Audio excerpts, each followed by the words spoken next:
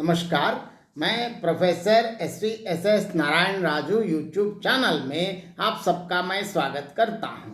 नागमती वियोगखंड के विभिन्न पदों की व्याख्या की इस श्रृंखला में और एक पद पर मैं आज व्याख्यान देने जा रहा हूं। लगभग हम अंतिम पदों तक आ गए हैं। अब देखिए 12 मासा हो गए हैं।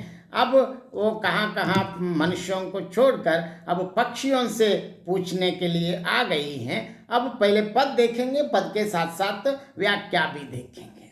देखिए नागमती बई पुछारी लीन बनबासु, बई पुचारी लीन बनबासु, बैरिन सबत दीन चिल्हावासु, कई करबान कसई पिय लागा, जौ गर आवे अब कागा, हारिल बही पंत मैं सेवा, अब तह पटवम कौन परेवा, दौरी पंडक कह प्रिय ठाऊं, जौ चित रोक न दोसर नाऊं, जाहि बया गहि पिय कंट लवा, करे मेरावू सोई गौरवा, कोयल बई पुकारत रही, महरी पुकारी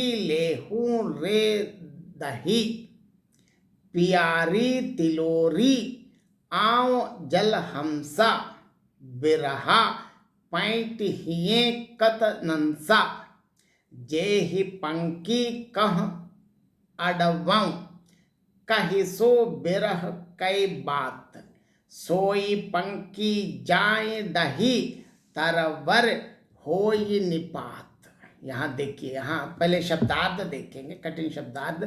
पुचारी मतलब पूछने वाली, मोर, चिल्हावासु मतलब चिड़िया फंसाने का जो फंदा है, करबान कसैं मतलब तेज भाण मारता है, करबान नामक एक पक्षी भी है, हारी हारी हुई एक पक्षी, दौरी सफेद और एक पक्षी, पंडक पीला एक पक्षी पंडकी, और चित्रोक यहाँ एक ये भी पक्षी है, भया लौट कर आ एक पक्षी, और लवा लगने वाला एक पक्षी है, मेरावो मिलन, गौरवा गौरवपूर्ण और एक पक्षी भी है, महरी एक पक्षी जिसकी आवाज निकलती है, ले दाही मतलब सियारी मतलब पीली, पियारी पियारी मीन पीली चिड़िया, तिलोरी तैलिया मैना, कत क्यों, नशा नष्ट करता है, कत नंसा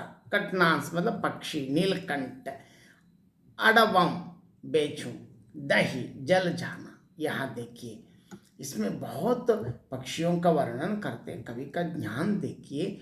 और नागमती यहाँ फिर पद की व्याख्या करने के पहले, बई पुचारी लीन है बनवासु, बैरिन सवति दीन ही चिल्हावासु। यहाँ इसके अर्थ देखिए बहुत बढ़िया बताते हैं। नागमती ने अपने पति के लिए पूछताछ करने के लिए अब मोरनी होकर वनवास लिया, पर शत्रु मतलब यहाँ तो कौन है, उनकी सवती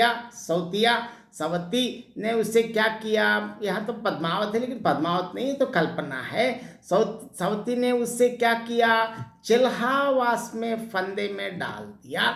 इसका मतलब अर्थ ये है कि मोरनी जंगल में रहती हैं पर फंदे में पड़कर दुखी होती है। यहाँ देखिए नागमती जंगल में भी विरह के फंदे में पड़ गई। मतलब यह नागमती विरह वर्णन करने की जायसी का तो बहुत अद्भुत तरीका, जो अपने अभी तक नागमती के रूप में जो विरह वेदना झेल लिया है, लेकिन अब वो पक्षी बन के भी किस प्रकार विरह झेल रही है। इसी प्रकार नागमती अपने पति के लिए चिल्ला चिल्ला कर वन में पति की पूछताछ कर रही है। मतलब उनकी सवती ने क्या किया, उसे सवती के कारण ही उसे यह कष्ट भोगना पड़ रहा है। वो कहती है कि अब तो कम से कम अब तो बाणों को तेज करके मेरा पति मुझ पर छोड़, मतलब यहाँ बाण छोड़ना नहीं, पति को जितना पति से मिलने में देरी हो रही है और विरह व्यथा और बढ़ रही है। और बता रही हैं कि देखिए, कहती हैं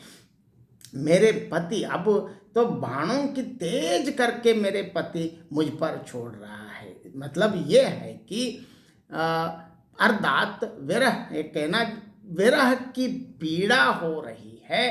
हे कौवे, तू उड़कर बता कि क्या अब भी मेरा पति घर आएगा नहीं। तो एक एक पक्षी से पूछ रही हैं।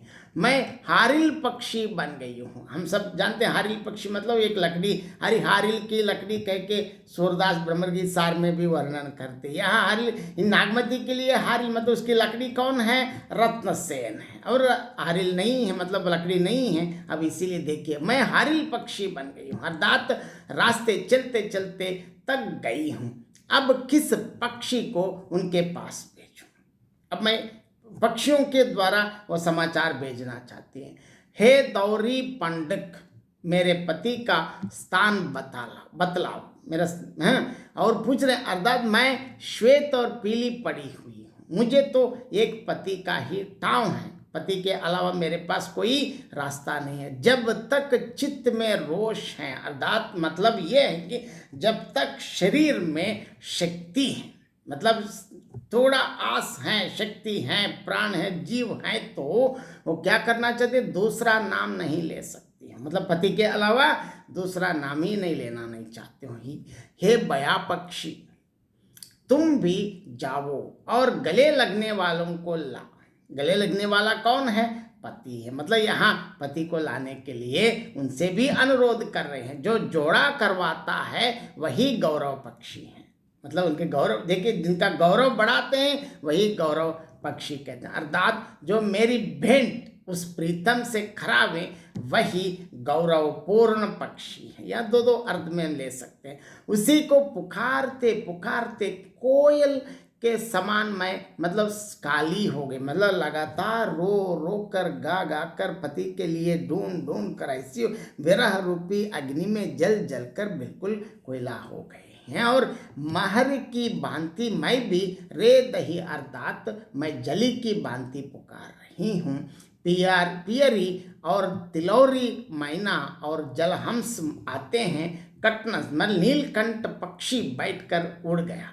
अर्थात यहाँ कहना चाहते कि यहाँ मेरे जी मतलब प्राण जल रहा है, विरह हमारे दिल में घुसकर हमें क्यों नष्ट कर रहा है। नागमती अंत में कहना चाहती है कि नागमती कहती है कि मैं जिस पक्षी को ही संदेश भेजने के लिए प्रेरित करती हूँ, देखिए वो जिस पक्षी को भेजना चाहती हैं, लेकिन उस पक्षी की क्या हालत हो रही है कि विरह की बात जाकर कहें वही पक्षी जल जाता है। देखिए विरह बात बोलते बोलते वो जल रहे हैं और पेड़ पत्तों से रहित हो जाता है। और भाव इसका मतलब ये है कि नागमती के मुख से विरह का संदेश जलती हुई लपट सी निकलता है, जिससे पक्षी और पत्ते झुलस उठते हैं। इस पद का जो अलग अलग हम श्लेष के साथ अनेक पक्षियों का भी नागमती ने प्रस्तुत की गई हैं। और इसी में आमतौर पर ये इसका तो मुद्रा अलंकार का भी बहुत बढ़िया प्रयोग किया है।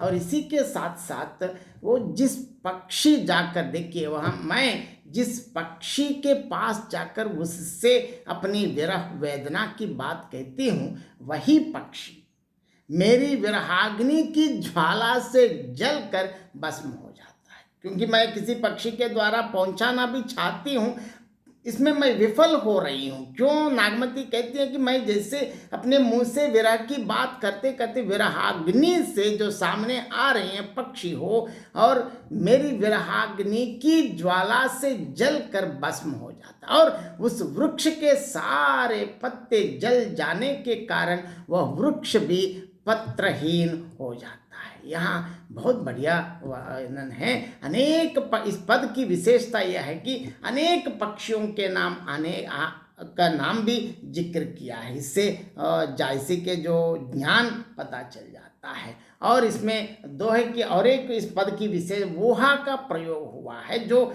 मसनवी शैली के प्रेम काव्यों की एक अपनी एक निराली विशेषता भी माना जाता है। यहाँ इस पद के द्वारा संपूर्ण प्रकृति और अभी तक 12 मासा वर्णन के बाद अब जंगल में स्थित विभिन्न पक्षियों और वनस्पतियां, फूलों का भी यहाँ जिक्र किया है। इनके माध्यम से भी नागमती वियोग वर्णन किया है मलिक मोहम्मद जायसी ने। धन्यवाद।